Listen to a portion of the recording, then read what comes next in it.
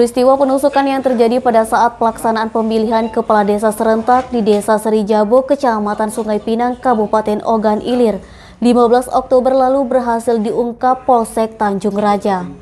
Penyebabnya hanya gara-gara tersinggung dituduh tak mendukung calon kades oleh tim sukses lainnya. Tim Tindak Tegas Keamanan Unit Reskrim Polsek Tanjung Raja telah mengamankan tersangka Bobi, 23 tahun. Warga Dusun 1 RT 02 Desa Serijabo, Kecamatan Sungai Pinang, Kabupaten Ogan Ilir, di Mapolsek Tanjung Raja. Kepada awak media, Bobi mengaku bahwa penusukan yang dia lakukan tersebut dilatar belakangi ketersinggungan dari ucapan korban Amran, 52 tahun, warga Dusun 1 RT 1 Desa Serijabo, Kecamatan Sungai Pinang, lantaran dituduh tidak membantu memenangkan calon kadesnya. Karena kesal, tersangka pun langsung menghujamkan senjata tajam jenis pisau ke perut bagian kiri korban sebanyak 1 kali.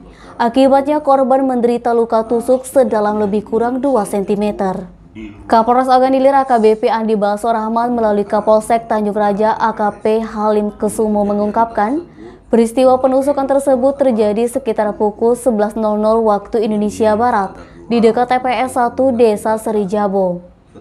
Ketika mendapat laporan, polisi langsung menuju TKP dan kemudian melakukan pengejaran terhadap tersangka yang melarikan diri. Pasalnya, usai menusuk korban, tersangka langsung melarikan diri menggunakan sepeda motornya ke arah jembatan di Tanjung Raja. Lalu korban membuang barang bukti pisau ke sungai. Tersangka dan korban ini adalah sama-sama pendukung calon kades. Sempat bergurau yang berujung pada ketersinggungan dari tersangka.